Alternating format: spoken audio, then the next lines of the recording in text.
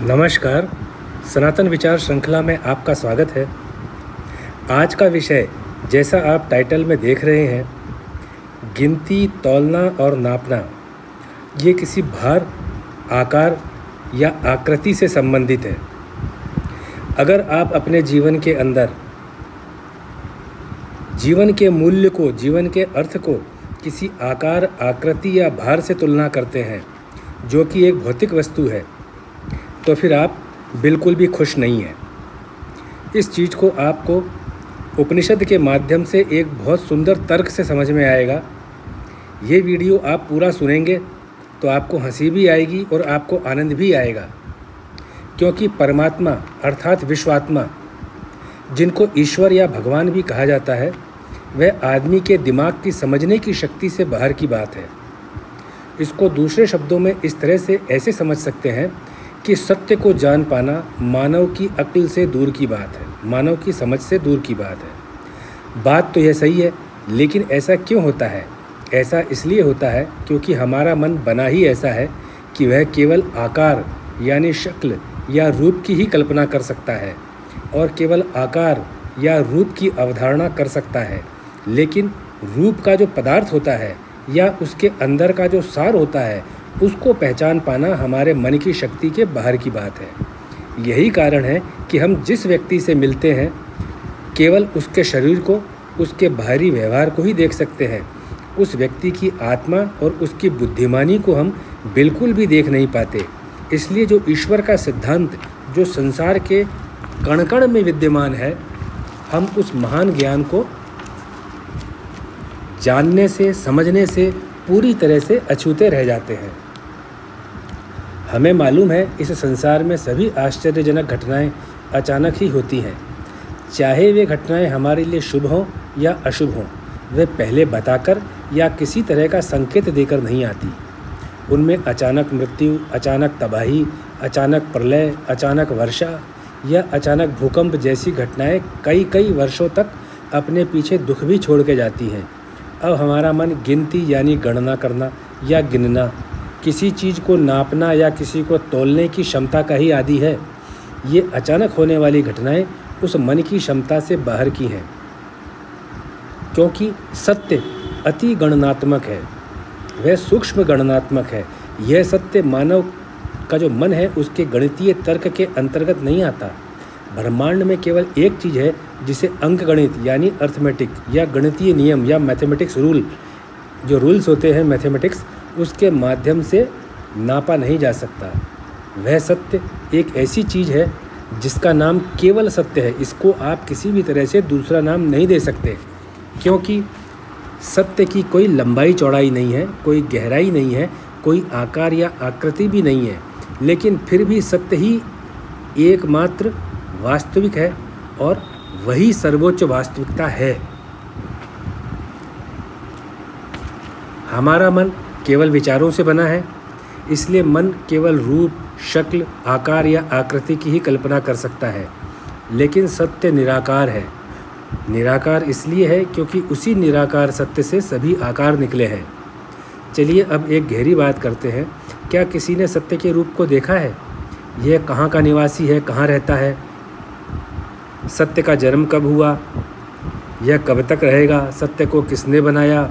सत्य के ऊपर चाहे जितने भी प्रश्न खड़े कर दिए जाएं, लेकिन उत्तर किसी एक का भी नहीं मिलेगा। फिर भी हम सभी को पूर्ण विश्वास है कि सत्य सर्वोच्च है। हम सत्य के बारे में कुछ नहीं जानते, यह भी एक सच्चाई है। यह भी एक सच्चाई है कि कोई भी सत्य के बारे में कुछ नहीं जानता, लेकिन सत्य के होने का विश्वास पूरा है। बिना देखे हम उस पर विश्वास कर लेते हैं। इससे यह साबित होता है कि मानव जीवन के आवश्यक मूल्य गैर गणनात्मक, गैर व्यावसायिक हैं। यानी मानव जीवन के मूल्यों की गिनती करना, उनको तौल पाना और नापना मानव द्वारा अपने ही जीवन को दिशा से भटकाने का एक प्रयास है, और यह सदियों से होता चला आ रहा है। मनुष्य का मूल्य कितना है? मनुष्य का मूल्य है क्या? मनुष्य का मूल्य उसका आकार, वजन, उसकी संरचना, उसकी सुंदरता, उसके रंग रूप जो आँखों से दिखाई देता है, वह तो बिल्कुल नहीं होना चाहिए। हमें जानना चाहिए किसी मात्रा या रूप के पीछे नहीं दिखाई देने वाला गुण ही उस मात्रा या रूप का सत्य है। इसलिए मनुष्य का मूल्य मनुष्य में उपस्थित उसके गुण हैं और यह गुण रूप से हमेशा उच्चतर होता है। कोई भी मात्रा या माप कितनी भी बड़ी क्यों ना हो, उसको घटने की संभावना जरूर रहती है। अगर वह मात्रा की गिनती 1,00,000 हो और उसमें से कभी 50,000 कम हो जाए तो वह एक पल में ही आधी हो जाएगी। लेकिन गुण में घटना यानी कमी हो जाना संभव ही नहीं है। इस ब्रह्मांड में भारी भारी विशाल ग्रह, सूर्य, तारे, आकाश गंगाएं सभी एक गणना के अंदर है। उनको गिना जा सकता है, चाहे वे बहुतेरे हों, चाहे गिनते गिनते उम्र बीत जाए, लेकिन गिनती ख़त्म भले ना हो, गिन सकते हैं क्योंकि वे दिखाई देंगे। जल, अग्नि, भोजन, मकान, दुकान, धन भी एक गणना है। जीव और निर्जीव वस्तुएं भी एक गणना है। इसलिए इनका मानव जीवन में कोई मूल्य है ही नहीं। इसलिए मनुष्य जो सुख की प्राप्ति चाहता है वह ज्ञान के अभाव में गिनता है, नापता है, तौलता है और इससे केवल दुख को ही आकर्षित करता है। यही पूरे जीवन में होता रहता है। यहाँ एक बात समझ में आती है कि मानव के मन के 3 दोष हैं: गणना, नापना और तोलना। ये तीनों दोष मिलकर दुख को अपने पास ही रखने का काम करते हैं।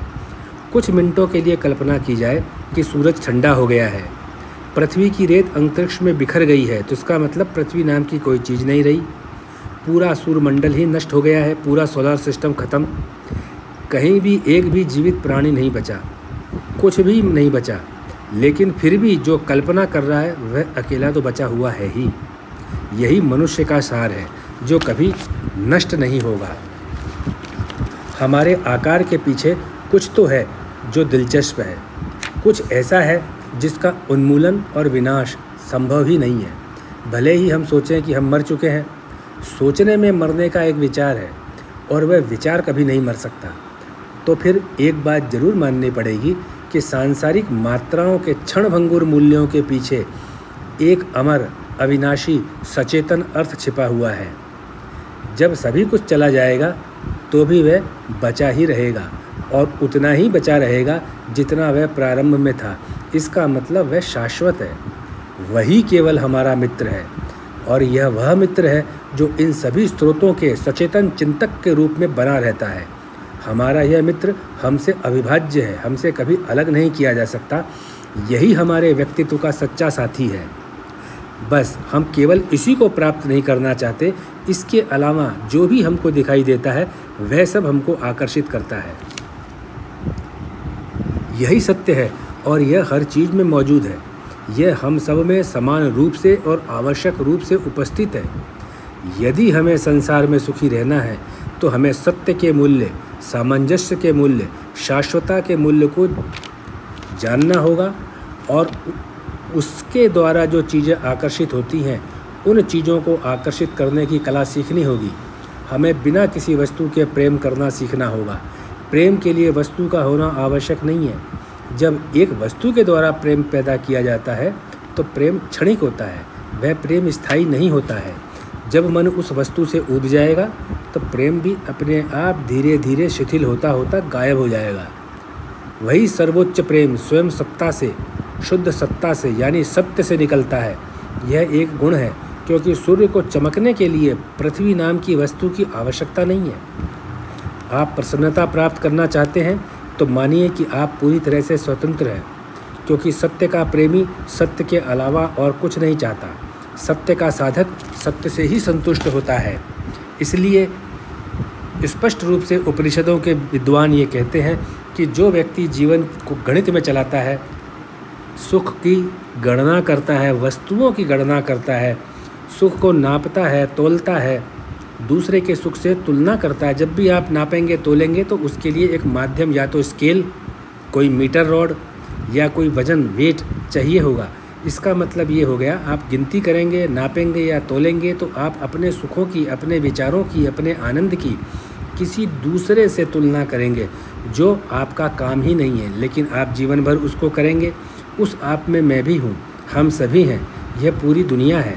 लेकिन उपनिषद कई हजारों वर्षों पूर्व से कहता आया है कि यह जीवन जीने का तरीका नहीं है। कमाना, नौकरी करना, व्यवसाय करना, खेती करना, दुकान चलाना, ये आवश्यक तंत्र हैं जीवन जीने के। लेकिन इनमें रह कर के भी जीवन के अर्थ को भूल जाना और केवल ये जो 8 घंटे या 10 घंटे काम करना उसी को जीवन का अर्थ मान लेना, यह मानव की भूल है। इसके अलावा जो परम सत्य है, जो शाश्वत है, जो न कभी ख़त्म हुआ, न किसी के बनाने से बना, न ही वह किसी पे निर्भर है, वही सत्य का प्रेमी इस जीवन से प्रेम कर सकता है। और जो उस सत्य से प्रेम करता है केवल वही सुखी है। ऐसा बिल्कुल नहीं सोचना चाहिए कि उस सत्य से प्रेम करने वाला निर्धन होगा, उसके पास में न तो अच्छा रोजगार होगा, न अच्छा व्यापार होगा, न उसके पास भूमि भवन गाड़ी होगी। वह सब कुछ होगा, लेकिन उसके पास में जो आनंद बिना ज्ञान के लोगों के पास में नहीं है, उसके पास में वह आनंद भी होगा, उस सत्य का प्रेम भी होगा। वह बहुत महान व्यक्ति होगा, जो कि तुलना करने से आप उसकी बराबरी, जिसमें मैं भी हूँ, पूरी दुनिया है, कोई नहीं कर पाएगा। मैं उम्मीद करता हूँ इस वस्तु के माध्यम से, इस वीडियो के माध्यम से, इस विचार के माध्यम से, इस संकल्प के माध्यम से आपके अंदर एक बात समझ में आई होगी। हम चाहे जो भी काम करें जीवन में, हम कोई भी व्यापार करें, कोई भी नौकरी करें, खेती करें, कोई भी मजदूरी भी करें, उस काम के अंदर भी परम सुख पाने के लिए ईश्वर को ही सर्वप्रथम साक्षी सबसे पहले रखना चाहिए। तभी जीवन के अंदर आनंद की अनुभूति आएगी और जो भी कुछ हमें प्राप्त होता है वह ईश्वर के द्वारा प्राप्त हुआ ही मानना चाहिए। यही हमारे जीवन के अंदर खुशी लेकर के आ सकता है। आपने जो ये वीडियो सुना, अपना बहुमूल्य समय का अंश दिया, उसके लिए मैं आपके प्रति आभारी हूँ और आपको धन्यवाद देता हूँ।